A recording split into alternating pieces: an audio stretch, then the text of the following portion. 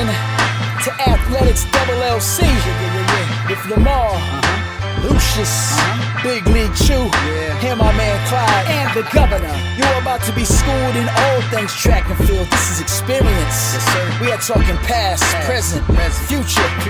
Y'all listen up. Let's go. Hello, beautiful people. I swear I have my ish together this week. I shouldn't swear because that's just horrible. Yeah, but be careful. I know I will put up the correct episode this week and not have to delete it. But without any other excuses or aforementions, welcome to Athletics LLC, another fun week of discussion.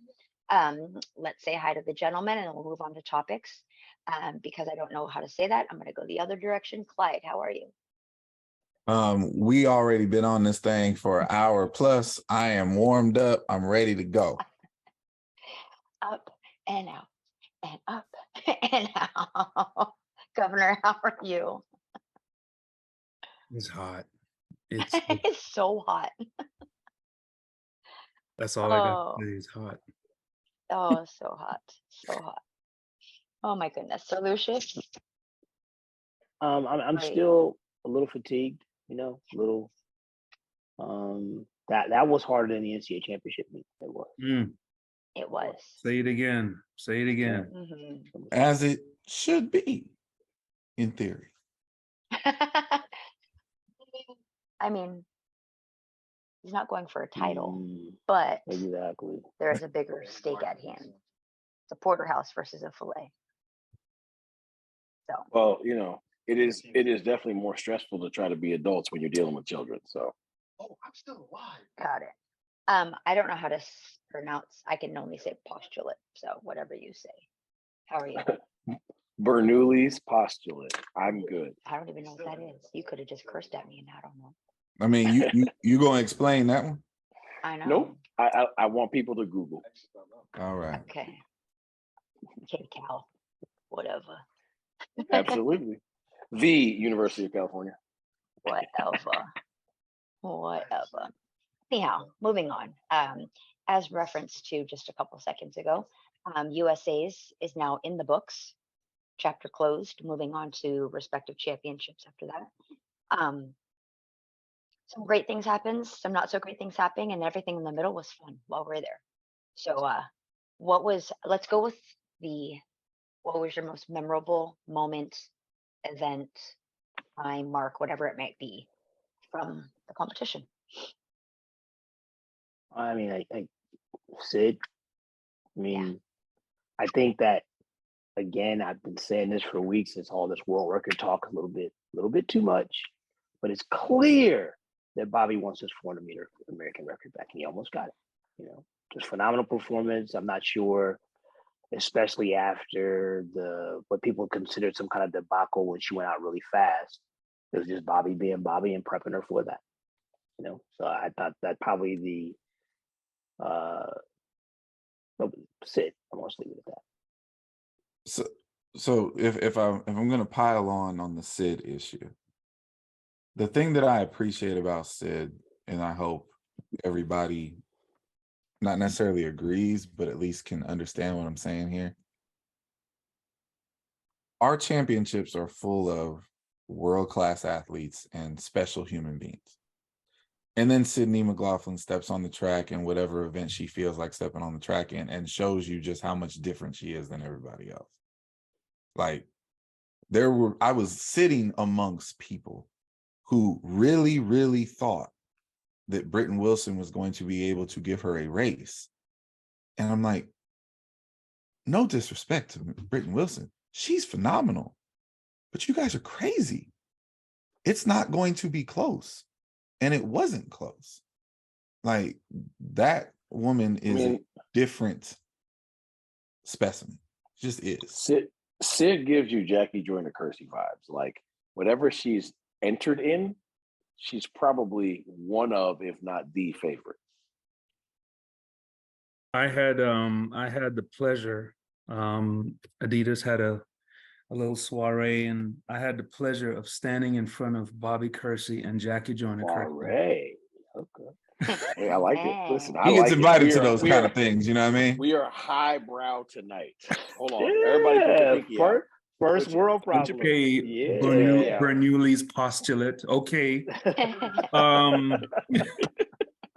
Look, And I made, you know, I said to him, I've watched Sydney run the 400 4 or 5 different times every single time. And he's looking and he's standing in front of me and he's nodding, you know. And then he turns to Jackie and he goes, I have to make them uncomfortable. I have to. And he said, the greats, I have to make sure they are uncomfortable. And then Jackie starts nodding and she's like, yeah. And then he starts talking about a thing. And why is she running the 1500? Like, and I'm just standing there, I'm just going, holy crap. Like, we're talking some of the greatest athletes that have ever walked this planet. And their coach is making sure they don't feel comfortable at any, and I'm going, wow. See, I've had this discussion with folks. Like, Mm-hmm. you know, I've been privy to some pretty high level athletes in my career, right? Absolutely. And I always tell them the key to getting better is getting comfortable with being uncomfortable. Yes. Because if you're not willing to get uncomfortable, see, hey, I remember this dude that moved to Gainesville, he volunteer coached a little bit. You know, I'd heard he was pretty crazy. I'm watching this dude do some bounding and stuff. I'm like, what in the heck is going on? And then the first time I watched this cat do landing drills, I walked away. Like, that hurt me to watch. You know? So that's part of my thing. Like, I watched you do that, Governor. And you were hell bent on, like, I don't care what it takes, but that was uncomfortable for you. Yes. Right? Yeah. And so when Bobby talks about that stuff, yeah, it's real. And I think people need to latch on to that somehow and understand now there's a fine line between making them uncomfortable and going off the deep end. Yes. Yeah, exactly. Yeah. There is a fine line there. Yeah. Right. But like, I just want to jump in really quick, just that one little thing, right? Like, it's why who you choose to, if you're a great athlete, who you choose to have be your coach really matters, right? And I'm not trying to embarrass him, but if you use Sir Lucius and Grant, Sir Lucius is about 1.5 to 2 years ahead of Grant, and has always been.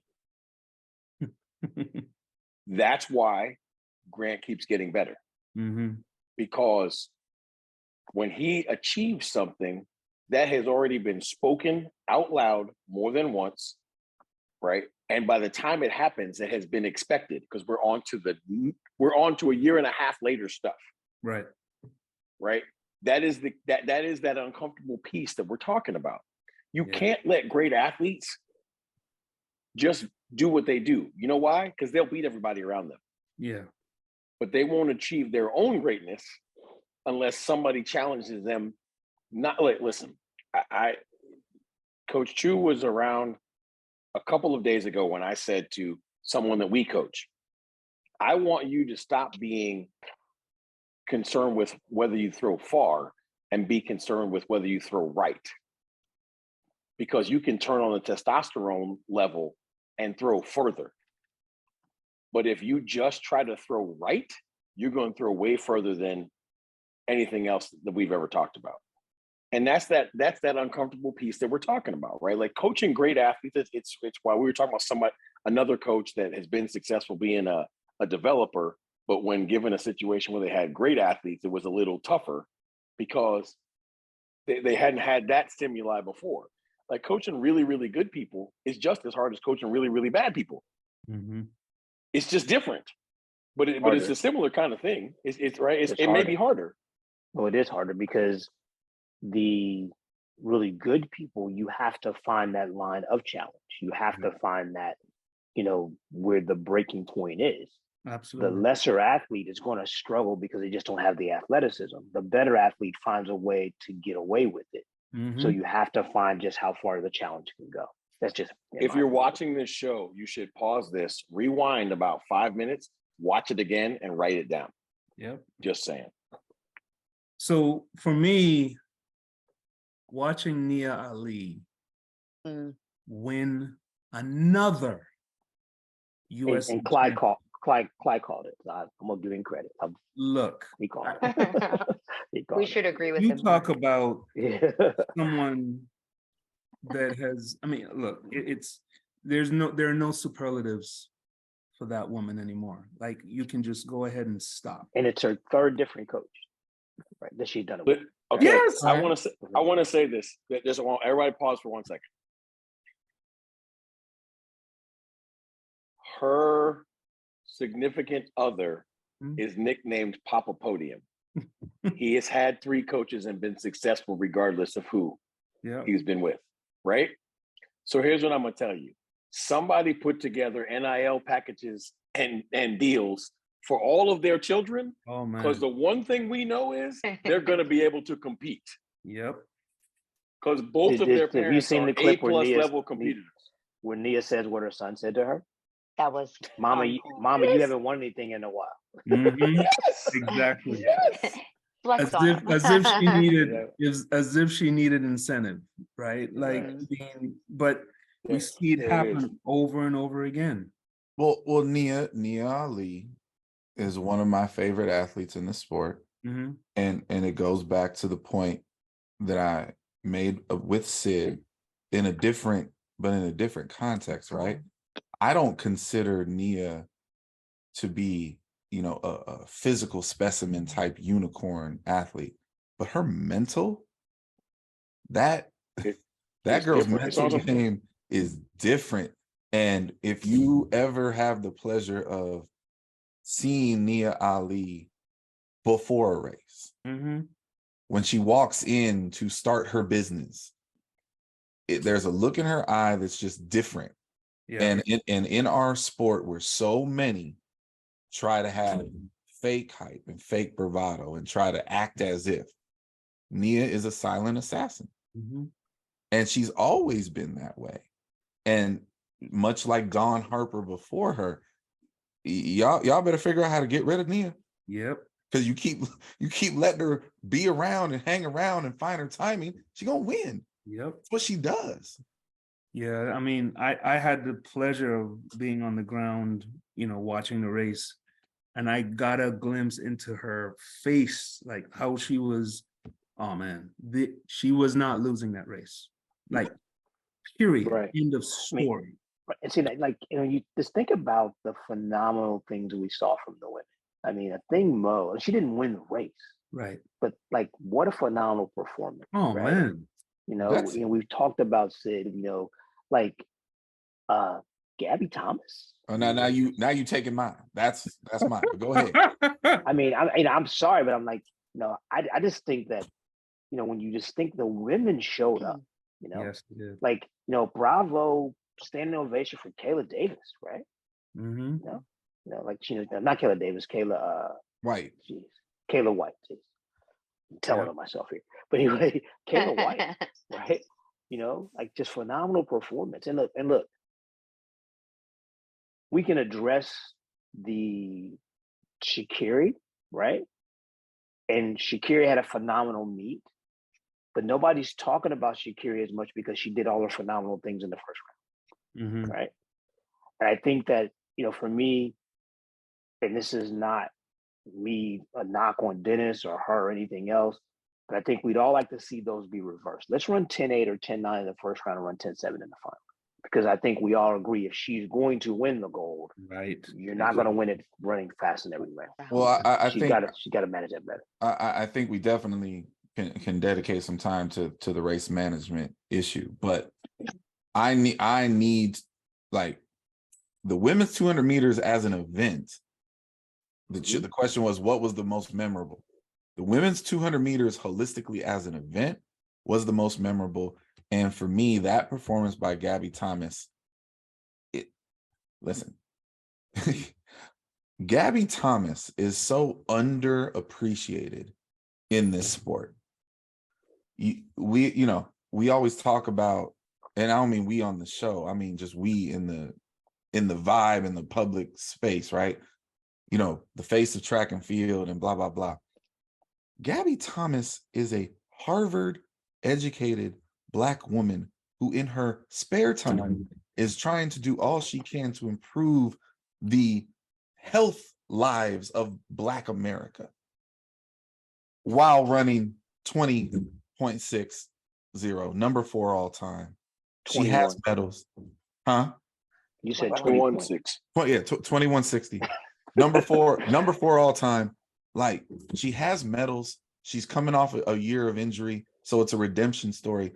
Like, Gabby Thomas deserves way more respect in this business than she gets, way more attention than she gets. If you want, regardless of what you think of your favorite athlete, if you want somebody to, to model for young emulate. kids, Yeah, for young people to emulate, it's Gabby Thomas. absolutely. Like, that's who you want your kids to be, folks. Like, and that young lady has been working her butt off, and just the way that whole race unfolded. She wasn't the favorite. She was my favorite, but she wasn't the favorite, right? And the whole, what's the narrative? Sha'Carri's the favorite. Abby Steiner's the favorite. Tamara Clark was on fire, one of her training partners. That race didn't play out like anybody thought. And to your point, Kayla White, I ain't gonna lie to you, bro. I forgot Kayla White was in the final. For her to get herself out of the outside lane all the way up to third and make the team, Kudos. like that race right there is when I left Eugene. That's the race I remember. And I think that being on the outside Helped her. is an advantage. Yeah. Yeah. Because she, I think, was she in 9? Mm-hmm. And Gabby was in 8. Right? Yeah. So when Gabby went by her, she just held on for dear life. Yeah. Yeah. I mean, I just think, like, EP, can you speak? I mean, can you speak to the women's field events a little bit? Yeah, I want the throws in particular. Yeah, I mean, listen, it's nobody's really paid attention to this, right? Because I think last year we all thought it was like some sort of anomaly, but like in the shot and the disc and the hammer on the women's side, like, we have some of the best people in the world, and not like one of those like, like fluke. Like we legitimately could have like number 1 in the world rated people in shot, disc, and hammer on the women's side. Yeah. And I'm old enough to remember when the women's triple jump, the women's shot, the women's jab, and the women's hammer were always the events that we didn't have 3 people in. Yes. Because we didn't have 3 people who could make the standard. Yeah. And now we have 3 people who can win medals.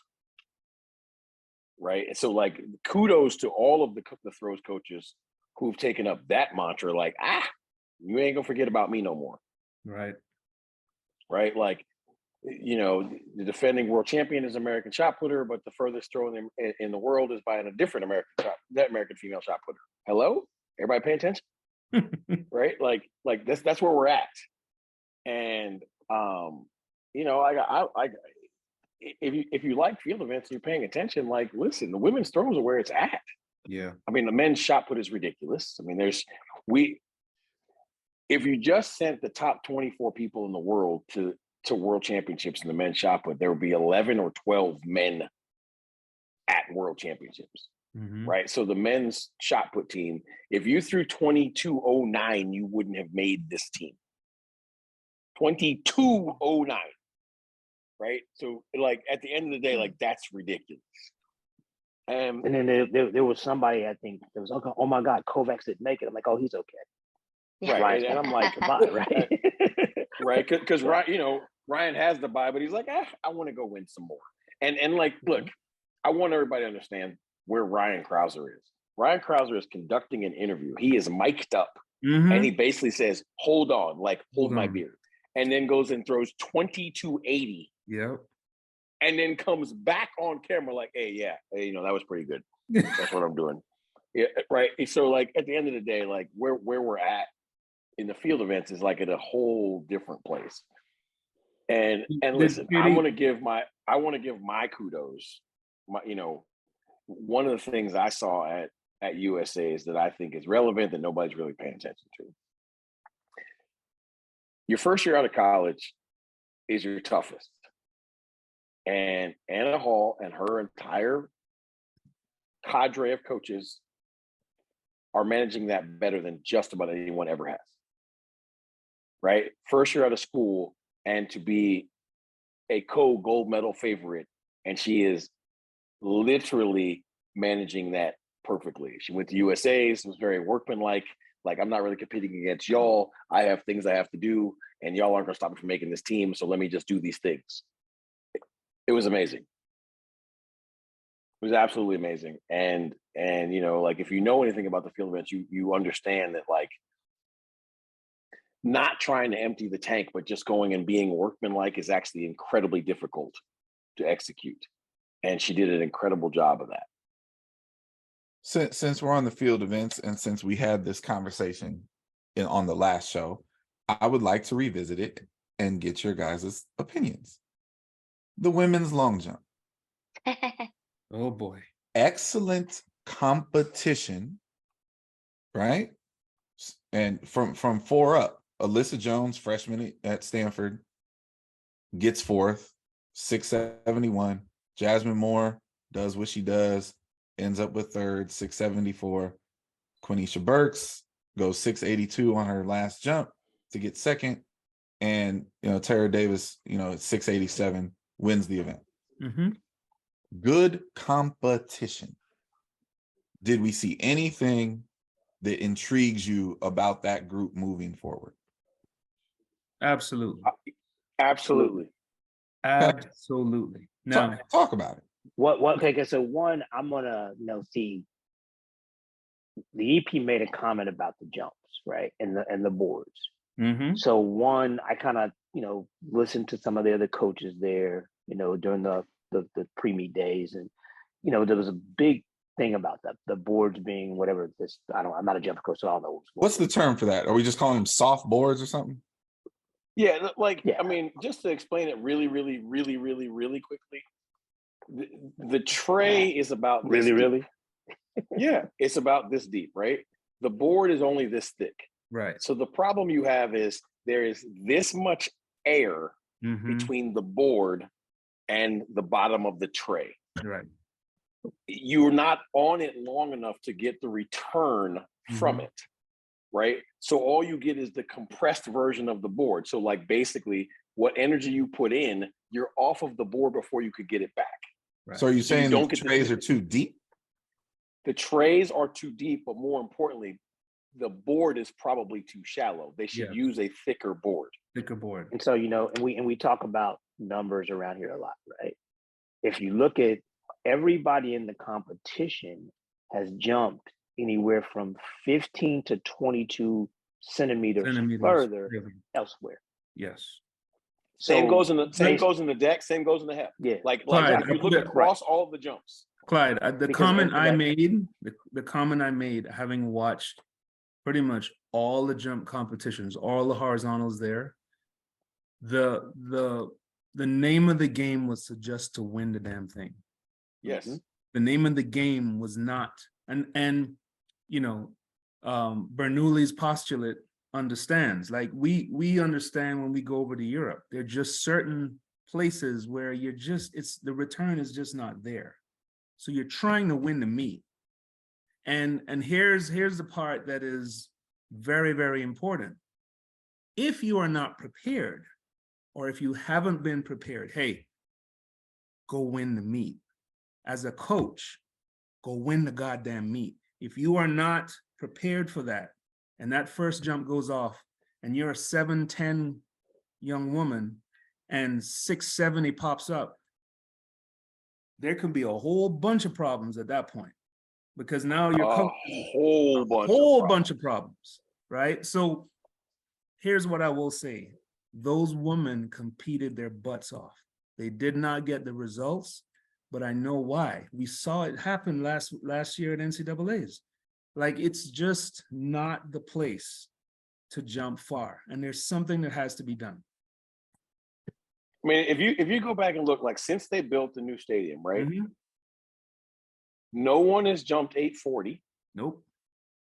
No one has jumped 7.0 anything. Nope. Right? No one has jumped 1750 or further. Nope. Right? Like, at the end of the day, and we've had a world championships there. Yes. as well as Right. well as a Diamond League. Yep. Right. And we're Right. going to see Like, the I same mean, thing pop up we're at the gonna end of the say year with the Diamond exactly. League We're gonna final. say the same thing at the end of the year when we get to the Diamond League final. Like, it'll be about the competition and not about the marks, because the venue doesn't give the marks in the Mhm. jumps. It just is what it is. Yeah. Right. And that's okay. Right. And like, to me, at US championships, like, that's okay. The only issue is if you show up to US championships, you don't have the world championship standard, Yep. Yep. because you're not getting it there. No. Well, that's You why know- you need to do all you can to make sure that your wind gauges are properly fixed before you get there. Mhm. Oh my goodness. And so he strikes again. So, Sir Lucius, I Yes, need sir. to hear your opinion on Rai Benjamin's performance. You know, like I need to hear this ve- because very workmanlike. See what it just looks so easy, right? yes, It just looks so easy. And so, like, so my thing to Rye, and I'm not Rye's coach, I don't want to be Rye's coach. I think that Joanna's doing a phenomenal job. I mean, man ran 46.5, 46.6, right? You can't crap on that performance. But in my opinion, if he wants to beat the crazy man, yep, he's going to have to find a little crazy in he's himself. gonna have to find it. Right. And I think, but like, man, Can and we- then can we- this is bad. Like, can we you know, pause like, on I have, that? I have a guy in the race, right? And then, like, I'm watching my guy, and then when they put the replay up, I'm watching Rod. so, Trevor, forgive me, but like, I had to go back and watch the race like a third time to really watch Trevor, because I'm like, that was very nice. Wait, Yeah. can we pause on that? Because again, Rai Benjamin remains my favorite male athlete in the sport. Mhm. But you see, Sir Lucius did something very, very slick there that he usually doesn't do on this show. It's a compliment. He didn't know. He said something without saying a damn thing at all. When you say Rai Benjamin needs to find some crazy in himself, what Mhm. does that mean to you, sir? Since you Why are didn't- you doing this? because I think I agree, but I need to Okay, know all what right, you all right, mean. All right, so let me just put this in Oh, coach boy. speak. Okay. Let's go. Let's like, go. I'm here for all Rye of this. is going to have to dig deeper than he ever has in his life. Mm-hmm. Rye is going to have to do what I talked about, what Cream said, Bobby talks about. Rye's got to get freaking uncomfortable. Mm-hmm. Okay, Rye has never gotten uncomfortable in a 400 race in his life, Mm-hmm. and I know that's crazy for a guy who runs 46.3 or whatever he ran, 46 flat, whatever the heck it was, right? That's crazy. But you have never seen Rye get uncomfortable. He's gotten tired, Yes. but he's never got uncomfortable. Yeah. You know, and I don't know. Maybe they can't get him uncomfortable in training. I don't know. But see, I like you think that Rye could run 45.3 in the freaking hurdles if he would Yes. just go to the freaking well. Yeah. Just go to the well. It's You know, it's that thing. It's that thing that I said to our athlete, right? Like, stop trying to master the model. Accept the fact that you're outside of the model, and just see how good you can be. Well, see, I disagree with that with Rye, because Rye has to find a model that's beyond 46 seconds. Yes. The model Absolutely. that he's What does that on model is look 46 like? seconds. So we gotta break that freaking model and establish a new. Exactly. Okay. That's what I'm saying. He's Okay. proven that he All can right. do that. In other words, Okay. Clyde, like, and what Sir Lucius will not say is that when Rye got back to Gainesville, Sir Lucius would have been the first one to tell him, "Sorry, dog. Mm-mm. That's not going to do it. Right. That is not going. No. to do it." That would have happened in the warm-up period. There you go. Okay. That would happen as soon as we get back to the tent. Yes. No. Okay. You see, because look, so now I'm gonna help Clyde here, right? So he didn't have to ask the question. I'm just gonna go ahead and answer his question. There's two things Ryan needs to do, and one or the other. either he's going to have to find a way to go out harder, Yes. taking 13 the whole way, or he's going to have to take 12 in 2 segments down the backstretch. That's how he fixes it. There it is. And I didn't want to be the one to say it. So I Clyde, wanted You were going to someone ask it, else- so I just. So I wanted you don't someone give me else the to say it. so I just say it. so It's Clyde, fine. said it red before. pill, red pill or green pill? Which one do you prescribe? I've He said wants the it 12 before. steps.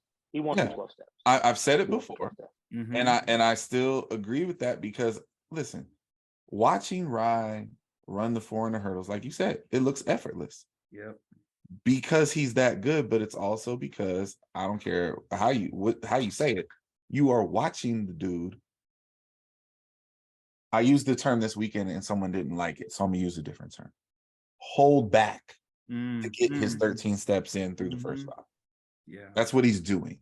Yeah. And because he's doing it, it looks so freaking smooth. And it is. The difference is the other guy isn't doing that Nope. and has shown that even if you are capable of running 46.1, Yep. I'm still when you pull up on the crazy boy at hurdle 10, he's got something else. Yep. So Listen, I have to answer all of this, right? There's a movie. It's one of my favorite movies, and it's not a great movie, but there's a part of it that is so philosophically relevant that you just need to watch it. The movie is Gattaca, and it's about genetic. No, you did not say that. Oh no, absolutely. My goodness. Listen, the movie is about it's about, basically genetic advancements and how we pick, like at birth. In the future, at birth, you got people that go to the winning track and people that go to the losing track, right? I'm not going to give you the whole movie. You need to go watch it. You have to understand this. This is the part that's relevant, right? Because the movie's not great, but this is the part that you need to go watch. The genetically superior brother and the genetically inferior brother race in open water. Yep. And their race is to basically the furthest out, right? Into the water. Yeah. That's basically what it is. And so what happens is the genetically superior brother is going faster. And then he gets to a point where like common sense comes in and he realizes this is as far as I can go and swim back and survive. Right. His genetically inferior brother keeps swimming forward and wins the bet, right? The rest of the movie happens, and finally at the end, the two brothers convene, and the genetically superior brother asks genetically inferior brother, I am clearly genetically superior to you. How did you do that? And the answer is this. Listen carefully. You saved for the swim back. I never considered the swim back. Right. So he ended up swimming to the other side, which he never knew was there. Karsten Warholm is the genetically inferior brother who doesn't care at all for his safety. Yeah. In order for Rye to beat Karsten Warholm, he has to be willing to die. Yep. Okay, so in a much less simpler example, and now obviously I'm not watching that movie, so start there. You should, because you would hold on a second. You would enjoy it. Why would I watch the movie? You just gave me this very not so short description of it. So you know what? A perfect example of this is Sid taking care of Delilah, and then Sid taking care of Bull. There's your see how easy that was. No, walk around the block 4 times. So the answer has been shown. The answer's there. Yes. The answer's there. You just got to go. And I hope. See, we have witnessed this in the history, right? We watched LaShawn Merritt do this with Jeremy Ware. Goodness. Facts. Right? That's it. Okay. Okay. Listen, I'll give you credit for that. That was a good one. Yep. Yes, sir. Appreciate Absolutely. Now, to the men's side, can we take a pause and just throw this out there because everybody's talking about it ignorantly already? Sir Lucius, why didn't Grant run the hurdle final? Grant didn't run the hurdle final because his coach told him he wasn't going to run the hurdle final before we got on the plane. Right. Exactly. And it's the same thing we did last year. See, for you uneducated people, I won't use the I word unless you force me to. First of all, it's none of your business. Start there. Second of all, when you're the defending champion and you have said privilege, you can exercise said privilege. Right. Third of all, I want any of you who thinks that Mike or Grant Holloway is afraid of anything and anyone to slap the crap out of yourselves. There's nothing fearful going on here in Gainesville, okay? And said person who we're supposed to be afraid of didn't even win the race. Mm-hmm. Can I get a witness from the congregation? But do me a favor. You can call me a lot of things, but scared? No, sir. Nope. I just wanted to handle that family business because And look, and I appreciate the idiocy that's being said. I appreciate it, but save yourselves that. I mean, look, you are entitled to your opinion. If you believe that Grant's not going to get on the podium, if you believe that Grant sucks and you think that I suck, you're entitled to your opinion. But this is one thing that I will tell you factually that is never will happen. Neither one of us is afraid of anything or anybody. So y'all table that crap. And now we can move on to the men's sprints because the men's 100 was a disaster. Even though what was that? Even though I do appreciate Crayvon Charleston, ascension and props on your U.S. championship, but the competition as a whole before you go any further, can we congratulate Alan Johnson for winning 2 national titles? Absolutely. 2 of them. Alan had a hell of a meet. Continue. No, just like I listen. I can't make sense of the men's 100. Well, I mean, not because I don't know who else did he coach that won. You said he had 2 national titles. Second. Oh, Daniel Roberts. Mm-hmm. Oh yeah, that's right. Yeah, yes. I should have known that. The Yeah. I title wasn't you trying to be vacated. funny. I didn't know. I stopped. No, don't do that. Daniel earned that. See, I'm a big Daniel Roberts fan. Yeah. Daniel and I get along well, and I'm a huge Alan Johnson fan. Yeah. Huge Alan Johnson because Alan just does it right. He's in the shadows. You hardly know he's there. You see him after the race. Good job, Alan. Thanks. Yeah, he wasn't even. There was no pumping of the chest or anything. I was standing next to him, and he just goes and walks around and just turns around. I was like, "That's it." Yeah. I mean, Alan's not that guy. No. So we can dive into this race as a whole. That was probably the most anticlimactic moment of the championships, right? Like, there's no one that thought that race was going to be won in 996. No. Nobody. There's just no way we thought that was going to happen. No way. So what would you say is the outlook going into Budapest? Welcome back, Fred. We'll start there. I mean, okay, I will say this, that I was more impressed with Coleman in the deuce than I was with him in the one. Because we haven't seen that version of him. Because that makes me believe that they're trending towards a better 100-meter. Did he not run 3 19-point races? Did he not? 20-point in the first round. The next 2 are 9-point. Yeah.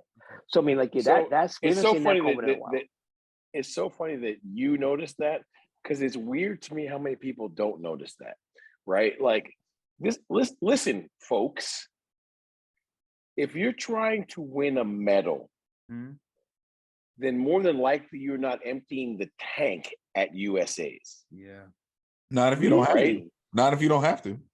But this is what people need to understand. Idea. No. We all get it, right? But I gotta say this for the rest of the people out there. Silly here. Yeah. Right? He ran 9.9. Listen, you saw the first 70 meters of the race model. If you're paying attention, the 200 is working on the last 30 meters of the 100. Absolutely. And I need you people to stop being lemmings and being led around. And it's like, pay attention. But to that point, right? As bad as the 100 overall was, the 200 was just like on the opposite good. Yes. I mean, Yeah. sixth place was 1995. Seventh place was, like the top six all under 20. Has that ever happened? I'm really let's just curious. call this what it is. I would have taken money from every single person on this panel if I said to you, Fred's going to run 19.8 in the final and not make the team. Y'all, every one of you would have bet all of your money. Yeah. That I was No, playing. I wouldn't have. No. I wouldn't have. Okay, whatever. You're special. Hold on a second. But hold on a second. You put something out there. I just say I wouldn't, and then we got to go through all this. I said, you're special. You're special. You didn't. The rest of I'm us not normal special. human beings. No, because okay, hold on a second. I don't think Clyde would have bet all his money. I know Clyde better than that. No, right. So the caveat he threw in there was about the time. No one. Right. If I told you me, he ran 1986 and didn't make the team. Yeah. Well. Oh yeah, I definitely would have. I thought that could happen. No doubt. No. So let's look who beat him. Yeah. No, right. See, that's the issue. Right. That's the issue. That's the deal. That's the issue.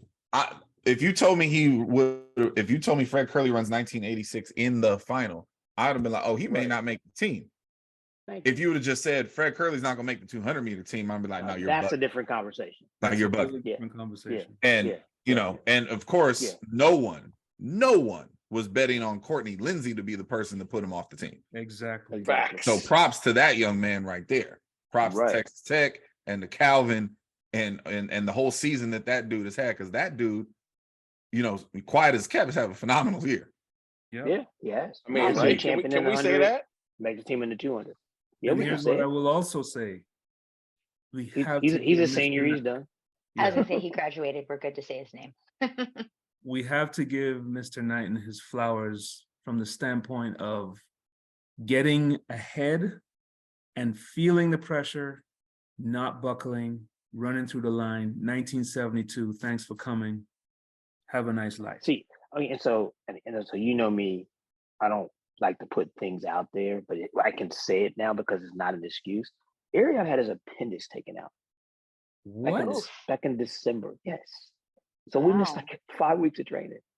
Oh, right. Boy. You know? Mm-hmm. And so we're just getting there, right? And the thing about that race for me was, and I told him this, was like you said, you got to 150 and you're like, okay, I don't have to do any more, but I can't do any less. Right? Exactly. And that's going to come in really handy later on because we know the mountain we're climbing here, right? Yep. And we don't take that mountain lightly. We don't take that mountain lightly at all. I mean, listen, I want people to listen to me when I say this. Arion ran 1972, right? Yep. Am I correct? Yes. Okay. In 1996, the world record was 1973. That's right. Yeah. And Arion ran 19.7 for his umpteenth race under 20. He's a teenager, and it's 3/10 from his PB. Yep. I need you people to understand how, what you're watching and how awesome this is. If we go backwards, we just go back in the Wayback Machine, right? He's better than Bolt at every step. That's far. That's undeniable. I'm not saying he's going to run 1895, but let me just tell you this: I wouldn't bet against it. Right? You know what I'm saying? I want to address something while you I'm going to piggyback off of that. Okay. The number of people that want to talk about how fast people haven't run. Why hasn't Grant broken the world record? Well, that's very presumptuous of you to think that we're trying to break the world record. Like we talked about earlier, we're just trying to win the race, which he wins 90-something% of every race he sets on the track, right? Yep. With Arion, we're not trying to run 19.4 right now. We're not. And so when I tell you we missed 5-6 weeks of training, for him to be at 1972, I'm ecstatic. Yeah. So the people out there, like George Williams always said, you can't know the play if you're not in the huddle. So if you're not in the huddle, folks, stay out of it, right? You know, like there's things that go on behind the scenes, you know, that you just never know what's going on. You know, and not to pick a scab, but 2 years ago, you know, right here in this house, we thought Tiana was going to run 10-8 and jump over 23 feet. Did we not? Mm-hmm. Mr. Clyde? Yeah, Right? absolutely. Kai had other ideas, right? You know, No. Unbeknownst to all of us. Exactly. But sitting here in this house, you couldn't have convinced any of us that wasn't about to happen, right? That's Yeah. right. You know, and so stop with the conjecture, people. Stop thinking that people are always trying to break records. Stop thinking that your plan is somebody else's plan. You know, like I want to give a shout out. Dennis Mitchell had a good meet. You know, Yep. Sha'Carri did her thing. TT Terry is kind of the lost story here, right? Mm-hmm. She had a phenomenal. I mean, she went 22-1 and 11-0, and Yep. nobody knows, Nope. right? Well, You know, Kung there's Fu a Kenny, as we call him, shows up, right? He oh, gets what he does, right? Kenny no one even knew if Kenny Bednarik was healthy. You're right. He came Exactly, out yeah. there and ran one of the best turns in a And two-foot I've ever seen in my life. according to Dennis, he's still not 100%, which is a problem. He's not. He was great. He's not. He was great. So the race I'm calling the redemption race of the meet is the men's 400 meters. Woo-wee. Bryce Deadman. Bryce Deadman, Facts. no, all three of them. Bryce Deadman, Vernon Norwood, Yep. Quincy Hall. Yeah. Quincy Hall, I was Okay. thoroughly, when I tell you, I was thoroughly entertained by that race. You talking about all three dudes who needed to make a team? Absolutely. Yeah. And Yeah, I didn't think Let's about it wait. like that, Time out. Let's go backwards. And I know I was the biggest catalyst of this. The pros actually showed up to put the Yes. collegians Yes. in their place. in their place. Yep. They Right. did. Yep. We listen. I know I was the one that said there might not be a pro in the 400. I was of the same opinion. So Absolutely. I'm insanely proud of the pros for being like, hold my beer. Okay, and so on that thing, you know, a guy that I have the utmost respect for, Vince Anderson, is Yes. Deadman's coach. Yes. Amen. Wow. Stop sleeping on that dude. Well, And so Vernon Norwood seems to be like 45 years old, right? Like he's been around forever. Right? It- And I it- love it's- Vernon. it- listen, it's weird that you say that, but He's it's just so got an true. old soul. Like he just Yeah. doesn't say much. He's very complimentary of his teammate and Yep. everybody around him. But when that gun goes off, you Yeah, know, man. give Dennis Schaefer a problem. Dennis has kept that guy in shape and in the game for a long time. Well, Right? so and that's why, like, the three of those, but the addition of the Vince Anderson issue is why I call it the redemption race. Absolutely. I just want to say this. I'm at the meet. By this time, I'm done working. So I'm a fan, right? And I'm sitting with the people I'm sitting with. And one of them after the first round is all about Bryce Deadman. Right. And I'm like, nah. Like, that's not the pick. If I knew that he was being coached by Vince, I'd have been like, oh, Bryce Deadman. We're on. How that. did you not know that? I didn't- hadn't I talked to didn't know Vince that. in a while. It's not a big thing. Like a lot of people don't know. Vince is super low key. It's Yeah. not like he out there bragging about things, right? But listen, there's a whole lot of moving and shaking when it comes to the pro scene, right? Mm-hmm. Vince does not have nearly enough athletes. Yep. So You're right. if you've been on the struggle bus and Yep. you in and around, the Houston area, you might want to find your way to Vince because Bryce Deadman looks like a completely It's different proof- human being. Proof positive. Mhm. And that was great to watch. So And what I are will our say, I'm thoughts? gonna Go ahead. give my guy props that was third. Yes. You know, yeah, Quincy ran like 45 flat about 6 times this year. And he came to me, he's like, Coach, what's wrong? I'm like, nothing's wrong, Quincy. It's not time. Yeah. But Coach, you'll understand, man. Like I got to keep my contract. I'm like, Quincy, we're good. Let's make the team. right. We'll be okay, right? Yeah. You know. And after the first round, he's like, "Oh, Coach, it's on." I'm like, "Okay, you good." Here we Welcome go. to You the talk party. By the way, Thanks for Like joining. Clyde said, like, I got to make the team. That's what Mhm. that was. Yeah. I need everybody to know this. Quincy is one of the best cooks in the entire country. Oh my goodness. Wow. Okay. If you get to eat food that he ribs has and made, chicken? I Ooh. promise you, Ooh. you'll be like damn some running, dude. You need to own a restaurant because that dude can like literally listen. every It's now and then it's he'll mouth bring watering. You be like, chicken to practice. Yeah. I'll be like, put it in my office. They get their hands on. I'm not. Nobody's getting any. It'll be gone. He's a great cook, and also my throws coach, our throws coach, Eric Worski. Oh my God, Wow. another guy. But Hey, anyway, can I throw a question yeah. to y'all? Because this is another conversation I was having while being a fan at the meet. What were your thoughts about the men's 800? You know what? That's it.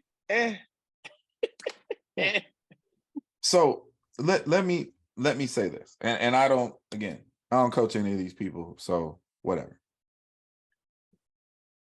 What Will Sumner did at the NCAAs, I found to be gutsy and hardcore. Right.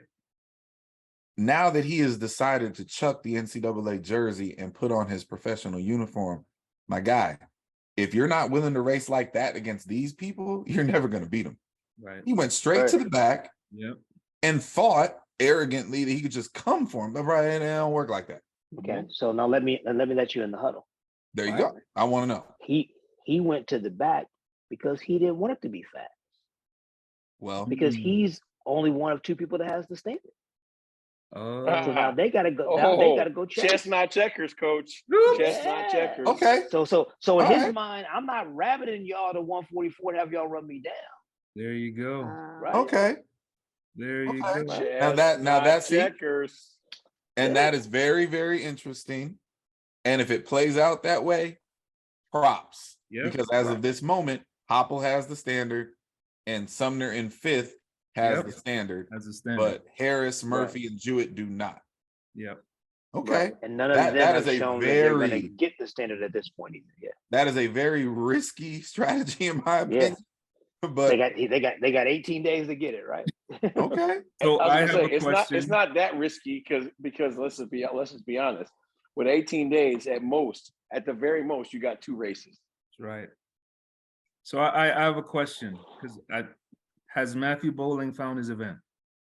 He better. I think you have to ask Matthew Bowling because we've done this before. You know, like we get excited. Okay, so if you're asking me my opinion, I've always thought that was Matthew's event. Amen. I've always thought that was his event. Amen. You know, there's something to be for the record. Sir Lucius said that. Are you listening? 3 years ago. Look, there's something 3 years ago. Look, there's something to be said when your greatest highlight is the 400. His greatest highlight is on that 4x4 at the state meet.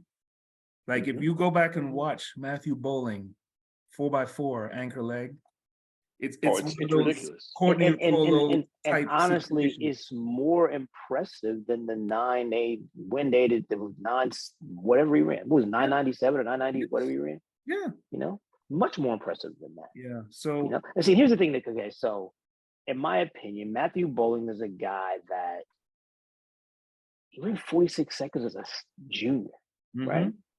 And most guys that do that end up being 40, especially in Texas, they end up being 45 second guys as seniors, but he never ran the race as a senior. If you look at the phenomenal relay legs he's run while he was at Georgia, you know, it's just the dude, man. It's there. It is. Okay. Right there. Anything else that you didn't like or not didn't sit well? I'm going to say it better that way. Didn't sit well from the meets. That's the perfect lob, but I don't know where Clyde is when you're lobbing up stuff for him right now. I know. He disappeared. I mean, okay, so let me just say that there he is. From where I sit, USA Track and Field can do some things a little better. There was some little bit disorganization with check-ins and stuff like that. I thought that there was a decision made to not let the multi-vendors into the venue until 9:30 when the event started at 11:30. I didn't understand. And then an hour after you let them in, you want to have a meeting. So the reason the multi-hurdles weren't very fast because they didn't get a warm-up properly. Oh boy. And see, and I'm not just saying this because I happen to work with the best multi in America right now, because it doesn't affect us. Like, we have to stop having the multi-event and rushing them through it, right? Give them more time to rest. You know, if I'm Talia Brooks and some of the other girls, I'm upset because, you know, it was just like, we got to stay on this timetable because you only get an hour or whatever it is in between events. You can always make it longer. You know, don't stop forcing the multi into the meet. Spread it out and give these young people who have busted their butts all year long to get this position the proper time to run, jump, and throw far, so they can get their score. I mean, Anna Hall is for sure on everybody's list, top 3 most important athletes in USA track and field, and she won her national championship at 5 o'clock in the afternoon, and there was like 11 and a half people in the stadium. Yep. So I don't know why you're saying this. Yeah, I'm coming for USATF because at the end of the day, like, this is ridiculous. Like, I don't understand why we have a national governing body that will put together a schedule not caring who's competing it. Like, see, so let me throw this in there, right? So again, they don't let them in until 9:30. Then we're told they have to come to a 10:30 meeting, of which they will be there from 10:30 to 10:50, and then take it out on the track. So when I get said head official on the phone, my question was like, so when are we supposed to warm up, sir? And why are we sitting in this tent for 20 minutes? I'll say, what meeting? What meeting takes 20 minutes to discuss what? To discuss what? Nothing. Because they talked to for like 3 minutes. And okay, and this is my thing. And so I'm trying not to be that guy. But why do we have to have meetings with people who have been doing this all year long? I've never got that. So ladies, we're going to run the 100 hurdles. I need you to be on the track because we know you're all here. You check in. Right. So I need you to be in the call room, just like any other event, 25 minutes or 20 minutes before the start of the race. What's so hard about that? Nope, nothing. Why is the multi different and you have to meet with them 1 hour before they compete? It just doesn't make no sense to me. So what I found out was that was on the coordinator for specifically that event group. I'm just not calling any names, but I know exactly. Yeah, no, because so I had a U20 hep, and I basically told the coordinator, she will go in, we will check in, she will listen to what she needs to listen to, and we're going back out. This is exactly what I did. He youthfully said, yeah, all the coordinators for all the big groups are new this year, so we're figuring out our flow, this and this. And I'm like, that's awesome. But big league, at some point in time, we have to start exercising common sense. Yeah, no, absolutely. Okay. Like, why would you want to do that? So just to put this out there, if the warm up for the 100-meter person or the long jumper or the high jumper or the quarter miler is important, why wouldn't it be more important for the person who's about to do 7 to 10 events? Right. I don't know what you're talking about. It's not important. That just sounds too much like right? So we're going to interrupt your warm up because remember, we didn't get into the venue until 9:30. So most of those people couldn't start because you got to get treatment and this and that and the other. So most of them couldn't start until 9:50. Yeah. So now 30, 40 minutes into the warm, they got to stop and go talk to you, and you'll have to sit around for 20 minutes. So basically, if they started at 9:50 and they stopped at 10:30, they had 40 minutes. Then you sat around for 20 minutes, and guess what? Warm up screwed, which is why the hurdle times weren't very fast. Yeah, we just got to do better. You know, and what do you know? Like, you don't work at USA Track and Field. You're not uber important. You don't run the national governing yet. Listen, I'm coming for them. I want to know what it is that you wonderful people in the national governing body do, because so far, what I've seen is you don't manage the meet well. You don't publicize the meet well, because we're not going to talk about this, but 27,000 fans over 4 days is not impressive. I've seen more at age group baseball. So I'm Okay. trying to figure out what you do to make 4 million at the top and 2 million at the next one. So we're paying 6 million for the first two people to not run things right to get our best US team together. Okay, wait a minute. I don't. Let's please not do the attendance thing. Please, let's not. No, I beg. I'm not really trying I to get beg into it. the attendance thing. I beg. I'm not trying to get into the attendance thing, and I'm not even trying to go down the petty road. But, and I hate Bernoulli's postulate. Yep, I did it. He hates you. I did it. I did it. For putting me in a position to seem like I'm defending administrators, because I'm not that guy. But he did say two things, and there is plenty of space, and this is a natural transition point for our next topic, to criticize administrators about. But I need to say this for the point of fairness. Anyone, especially athletes, because this is what drives me crazy about this issue, any people who are offended by the salaries at the top, just understand those salaries are voted upon. And the athletes have a vote. Okay. So as athletes, I'm not really here for the criticism after the fact when you're not involved in the process in the first place like you should be. That's that point. Now, very quickly, on the attendance issue, all I'm saying is this. I agree. 27,000 over a 4-day period is not awesome. But it is a record for a non-Olympic trials. So if you got a problem with the attendance in person, you can complain about that. You can talk about how to make it better. And I got a bunch of ideas for you. But we're not going to sit here and pretend that it wasn't the best ever, because it was. The stadium being big doesn't change the facts of how many tickets were sold.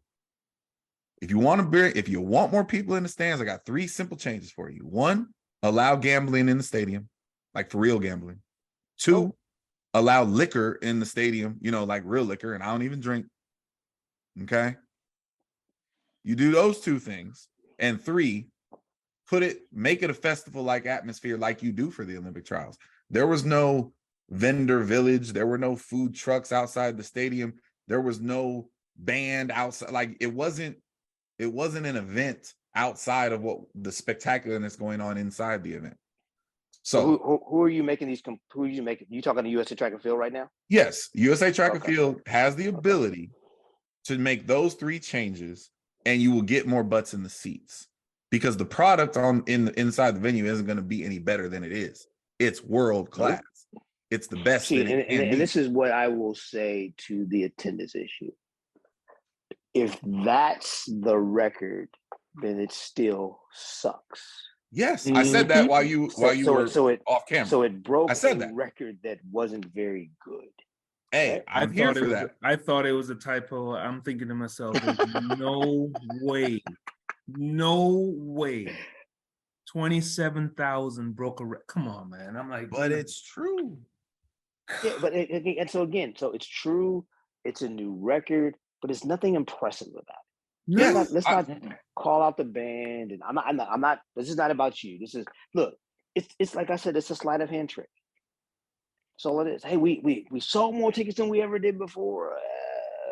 But yeah, okay. Gambling, liquor, festival atmosphere outside. Advertising. Yeah, I'm gonna say this. I'm gonna get some crap for this. She has really nice hair.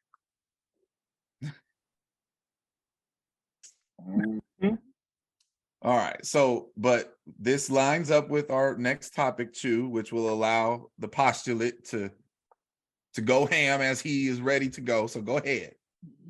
I don't know what you're talking about. One thing that you weren't so enthused with about the meet. Yes. The USA senior meet? No, junior meet. About the weekend. Oh, period. The junior meet. Weekend. Yes. Oh, now he's acting all brand new. I mean, listen. I'm a fan of people doing their jobs, people getting paid for doing their jobs. I will never, ever come at Max and Renee for making a combined $6 million. I will, however, come at both of their necks for not putting on the best championships humanly possible, for having a championships with like minimal amounts of like actual sponsors, because that's what they have their jobs for. I have a humongous issue with this. Our junior national team is the greatest predictor for our Olympic teams to follow that we have. Science Statistically proven. Statistically proven. Statistically proven. All like, I'm not making this stuff up, right? Like, if you win a medal at World Juniors, there's a humongously large difference between your propensity to win a medal at the Olympic or World Championship level as a senior and others. Okay, so given that, we should send our very, very best junior team to every junior national competition. And for my money, our national governing body lets the people who manage juniors manage the process poorly and without any supervision. Our junior national team at this case, it's junior Pan Ams and not junior worlds, but let's just be clear. If you win a junior Pan Ams, it's no different than winning a junior worlds, because they alternate from year to year. Mm-hmm. Mm-hmm. It is the national governing body's responsibility to make sure that the very best team we can possibly send goes. It is not the national governing body's job to turn away people who don't have passports and things of that nature who win our junior national team. You need to look at it as, ain't no way we're going to let somebody win the junior nationals and they ain't got a passport. Right? Like, the junior national champion on the men's side was top 20 in the world for juniors 3 meets into the season. So why does somebody from the USATF national governing body not then say to athlete, coaches, program, hey, congratulations, this is wonderful, make sure you have a passport? It's not necessarily their job. Like, I'll be the first person to say this. It is not necessarily their job. But here's what I know. I've been a head coach. I don't coach the shot. I don't coach the disc. I don't coach the 1500. But I'm responsible for all of those if I'm the head coach. Mm-hmm. Because all of the athletes compete for the university, and I'm in charge of the university's athletic profile, right? Okay. If you are a national governing body, you don't coach any of these athletes. You don't coach any of these programs. But when we go to juniors and we suck, that looks bad on you. Mm-hmm. When you could have prevented these things by making sure that the 20 athletes or so that you had that were top 10 in the world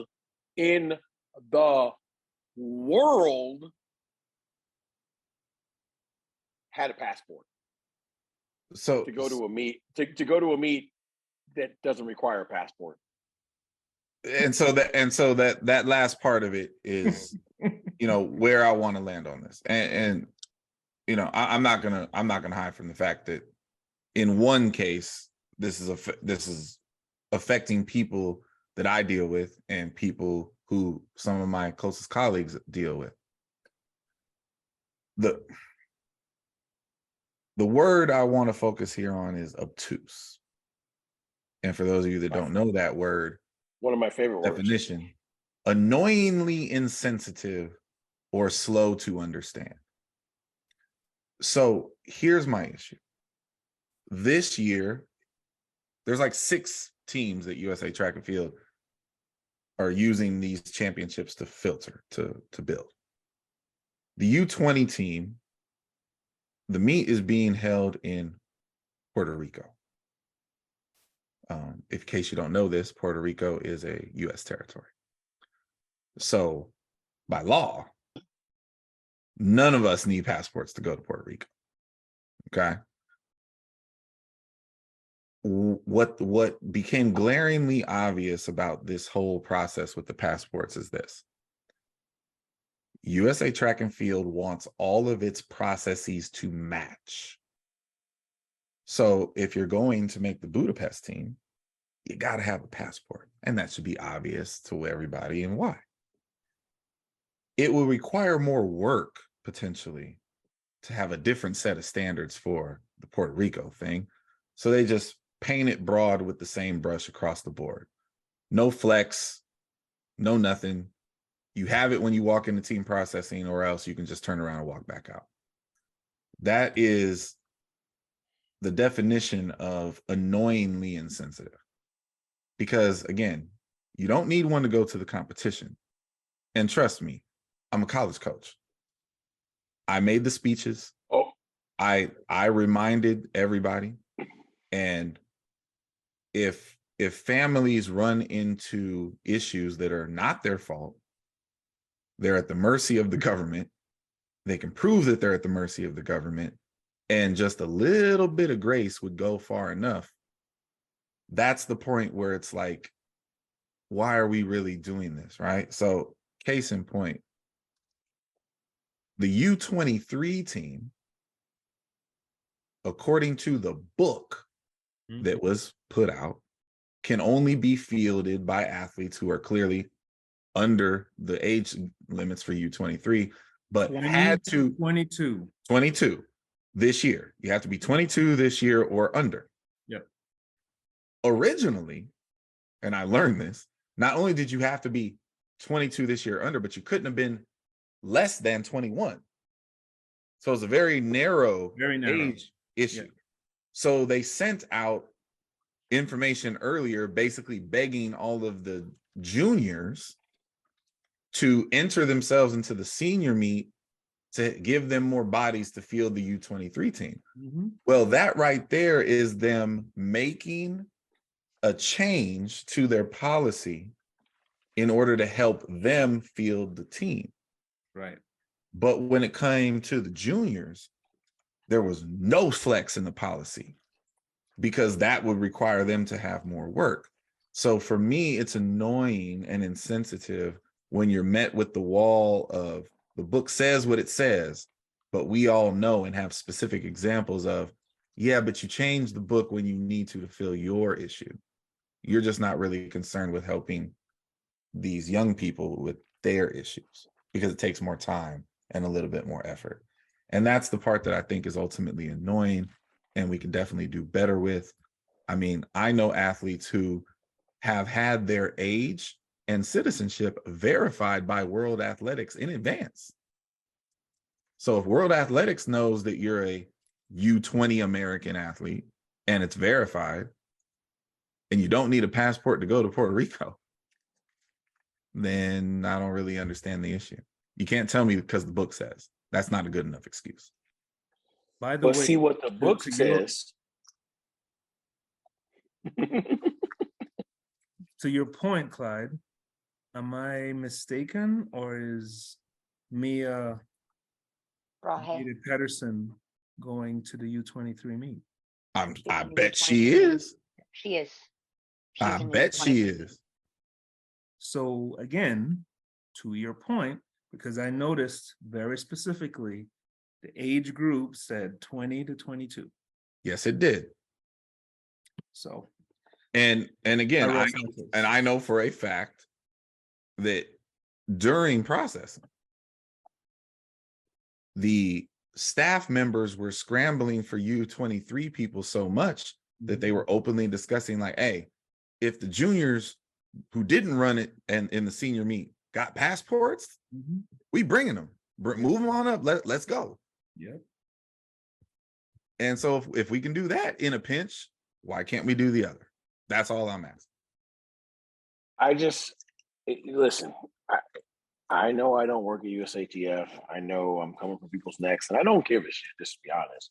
But I'll say this: if the junior team is the greatest predictor of what our senior Olympic team is going to look like, if it's me, I'm going to do everything possible to make sure that the best junior team that we can possibly send is sent. That's just me. I don't know everything. I just know that what I'm not going to do is I'm not going to leave junior national champions at home because they don't have passports. With the meets in America. I'm just not doing that. That's all I'm saying. All right. Well, moving on, because we can keep digging. I know we can. There's much more. But due to time, I am going to move us on to Would You Rather. Governor, you are up, sir. Oops. When did that happen? He got roped in. Oh, man. Okay. There you go. Are you ready? I'm ready. Okay. Ice fishing or lake fishing? Lake fishing. The cold, not so much. Yeah. Vinyls or CDs? Vinyl. Are you kidding me? The crackle when you put that needle on there and the anticipate. Oh, come on now. Nothing like it. Nothing. I mean, you said needle. Needle is the answer, right? Like, yes. at the end of the day, having to. Yeah. Oh, see, we were making fun of my Ricky last week, and here Oh you go. no! I'll just quit while you're ahead. No, I know. Ricky's in here. All right. Cronut or a jelly-filled donut? Jelly filled. Jelly filled. Got it. Whitney or Tina? Ooh, I like this. I like this. Man, let me tell you, when Private Dancer came out, oh my goodness. That album, Lord, one of the most underrated, in my opinion. Whitney didn't need me as a fan. No, she didn't need me. He had enough. You know, she broke the internet before the internet existed. The Star Spangled Banner. It was a wrap. She puts out The Bodyguard. Done deal. Just give her flowers. But Tina, look, man. Yeah. And then the movie. Oh my goodness. I'm gonna go with Tina. Sorry. Got it. No, that's okay. Last music question. 90s groups, Mint Condition or High Five? Really? I had to give a good and a bad. Are we doing this? Oh, I couldn't give you an obvious one, so I had to give you an off the scale comparison. Ooh. Pretty Brown Eyes. Sorry. No, that's it for me. There's only one right answer to that. You got it right. There's only one right answer. Exactly. Gentlemen, the floor is yours. Wow. I don't even know what to say to that nonsense. I mean, had to lob one up. I mean, we haven't had a lot of petty moments on this show. So, Governor, what was your biggest disappointment from USA?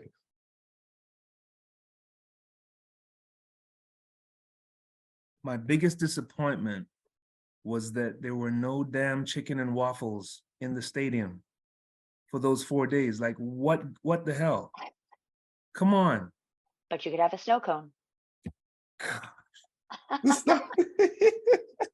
I'm just mad that they didn't offer the barbershop, to everybody. Okay. You know what? I will go. So, Governor, I have a question for you. If you had to be in charge of one of these two groups, which one would you choose? The junior level long jump and development, both genders, or the senior level long jump and development? Like, that's your job. There's also only one right answer to this one. Nope. I disagree. Wow. From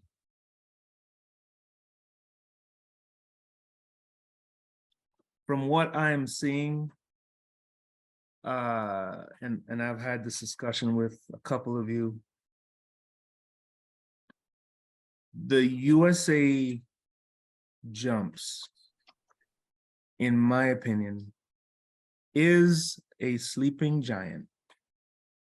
I think there is no question, like, when you think about the sheer amount of talent that we watched, and whether it was bad luck, injuries, you know, like you could go down the line. I mean, I'm watching potential 860s. I'm watching, I mean, former 18-meter jumpers. Like, it was phenomenal from the standpoint, in my opinion, in terms of the talent. And I still think that those jumps are still there to be had. So I would go with the senior group. Interesting.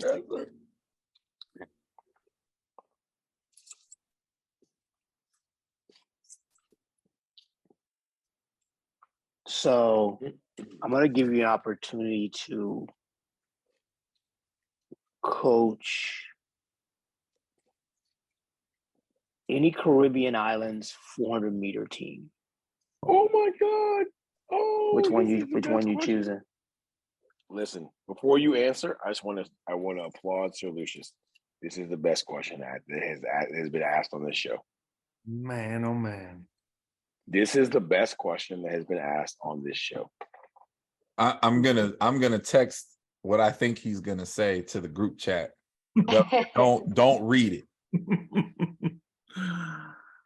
This is without question the best friggin' question ever asked on this show. Of course, Sir Lucius asked it, you know. So you're talking about, like, I'm able to. Hold on, check this out. We're not doing this with you. Okay. It's not that hard of a question. You're just trying to be the governor and walk around the block. Just make a decision, sir. Hey, how about you get a little bit uncomfortable and make a decision? How about that? All right. Well, 400 meter development. I'm gonna say Grenada. Ooh. I was wrong. What did you put it? What did you say, Charles? I put BVI. He put BVI. I could tell you the reason why I say Grenada, but for those of you that have never been, you need to see it for yourself. They're literally walking the streets.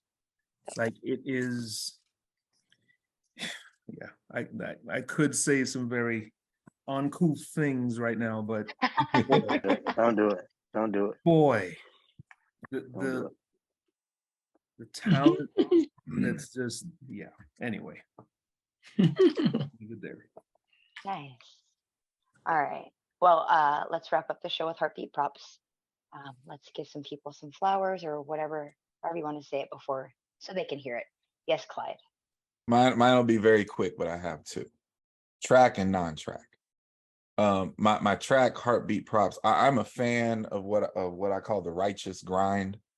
Okay.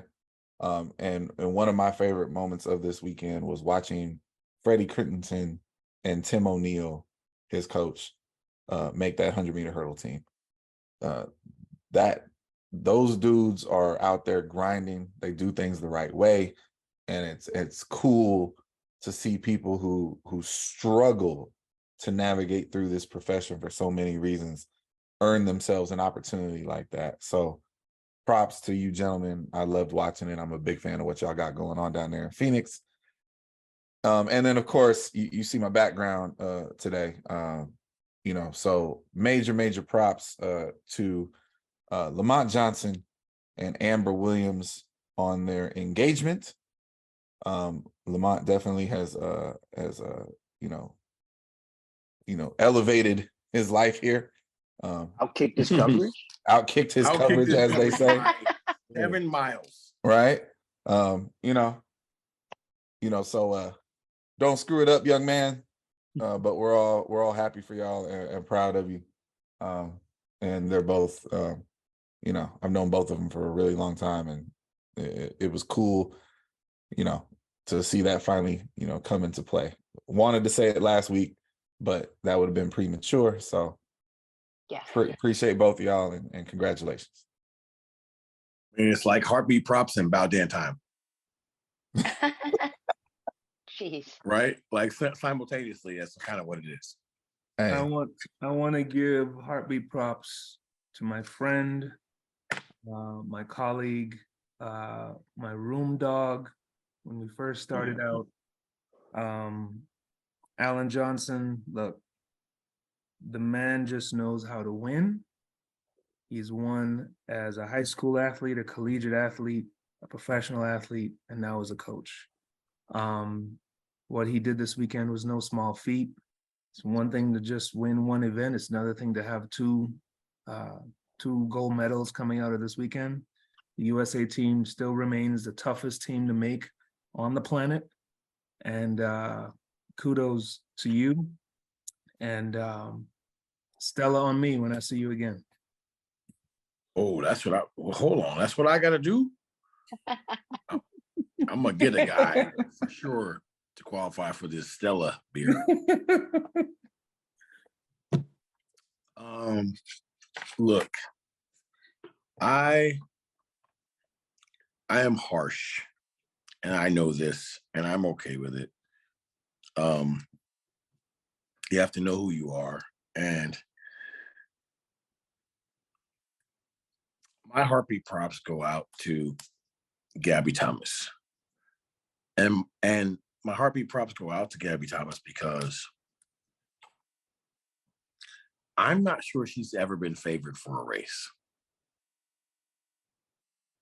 Right? Like, she's the most disrespected superstar that we maybe have in the United States. And my heartbeat props go out to her for just continuing to upset the apple cart, do what she does, not complain, and just be a boss. So I don't mean this as a diss to anybody else, but I'll say this. I am certainly rooting for Gabby to win like the ultimate medals in major championships, because she's either written off, talked about,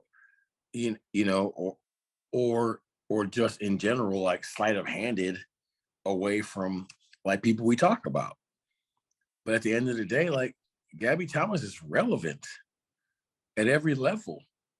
yeah. And I was like low key upset that her 200 got rounded up from 2159 to 2160. Cause I'm like, you know what? She deserved to run 21.5.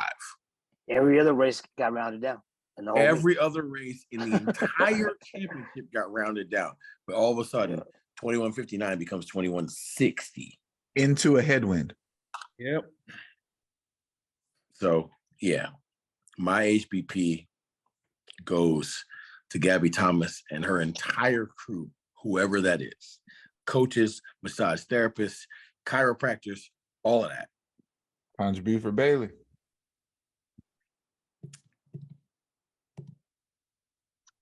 Mine, go ahead. Go ahead. Ladies first. So, mine go out to all the families who are packing boxes and getting ready to transition to the next location. The carousel, we didn't get into it this week, but the carousel's rolling. And so for all those people who are getting ready to move and reestablish themselves and get comfortable in the next place, it's going to be okay. You're going to have fun. Make it the best it can be. I actually want to give my heartbeat props to some coaches. Alan was one on my list. Tanya, Vince Anderson. I thought Dennis Mitchell had a great meet. Also, heartbeat props to all the people that are coaching the junior athletes out there and watching them out there, doing their thing and hustling around. I don't think that people understand how difficult it is to get athletes to that level, to challenge for championships. There's a lot of hard work, blood, sweat, and tears that goes into it. And, the 3 coaches I mentioned, Alan, Dennis, Tanja, Vince, the 4, I can't count tonight, but those 4 people I know all went through some adversity getting their athletes to where they got them this year. People don't know Daniel had a pretty serious injury a few months ago. The Charlton story is well documented, and a year ago people had forgotten about Gabby, as well as Bryce Dedman. So kudos to all those people that didn't give up, that weren't afraid to be uncomfortable and not make their athletes uncomfortable as well. Kudos to all of everybody. Great information, great conversation this week, gentlemen. So we will continue it this coming week. I will post the right show this week. Be nice to my phone this week, people. Have a great week, everyone. We'll talk to you soon. Hey, and remember, you promised Conway that you were going to put the right show up and on time, and you failed to. I know. Well, it was on time, just for the wrong show. I'm just letting him. 2 weeks in a row.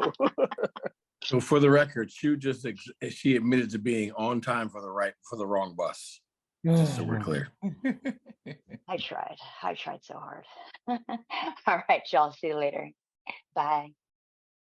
When the lights come on, the road just get to running. When the lights come on, opponents mess the plumbing. Heard you like it warm, hot, knife the butter. Truth hit them hard, knock them off that rebuttal. Tsunami, tidal wave to your puddle.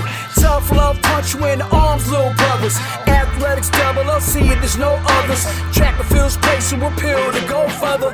Hey, Wile E. Coyote, it's road runners. Feels like you know us, you've been with us the whole summer. If not for this quarantine, these 4 corners wouldn't be here, but we here, so start learning.